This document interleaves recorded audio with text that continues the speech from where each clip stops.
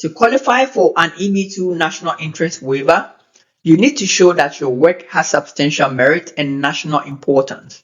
This means proving that your work contributions benefit or will benefit the US economy, will improve the healthcare, advance science and technology, benefit the environment, or provide other important public benefits.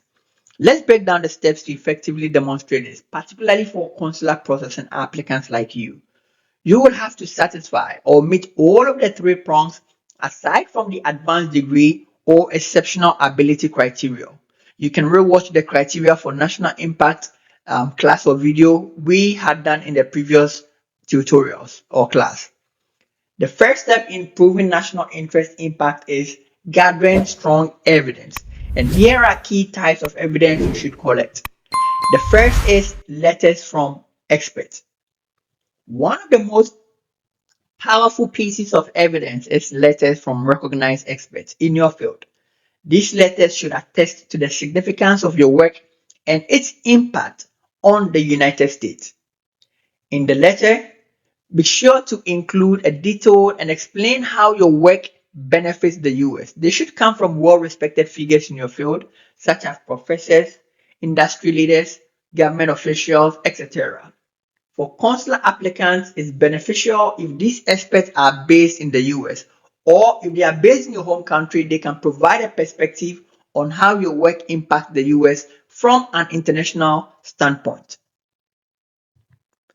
Next, include copies of your publications and evidence of how often your work has been cited by others. This demonstrates the influence and recognition of your work within your field. Submit copies of any peer-reviewed journal articles, books, or conference papers you have authored.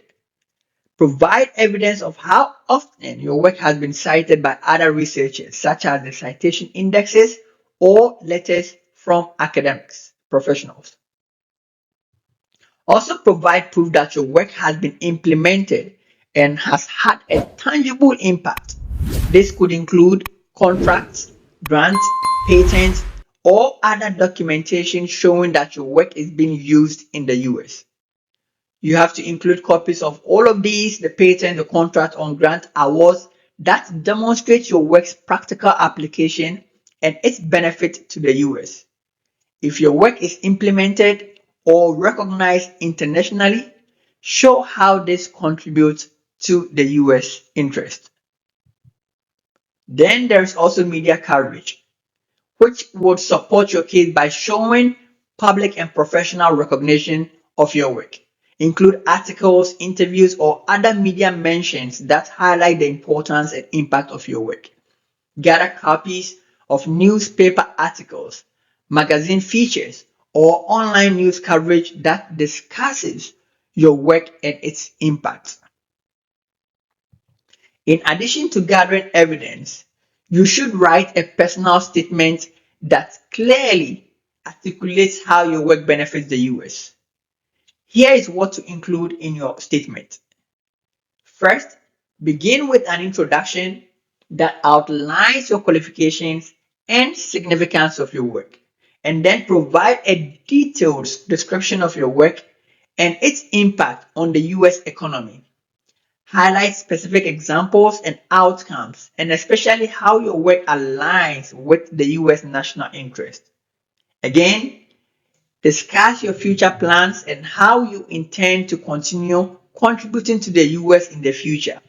For consular applicants like you, explain how relocating to the US will enhance your ability to contribute. When you are concluding, make sure you end with a strong conclusion that reinforces the national importance of your work and why a waiver of the job offer requirement is justified. There are other lists that I did not mention because we had previously discussed your resume, transcript, diplomas, etc.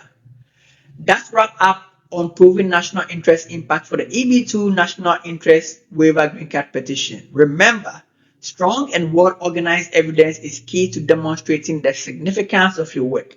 The list of the document I mentioned is not exhaustive, so be sure to consult with an immigration attorney to include any other relevant evidence.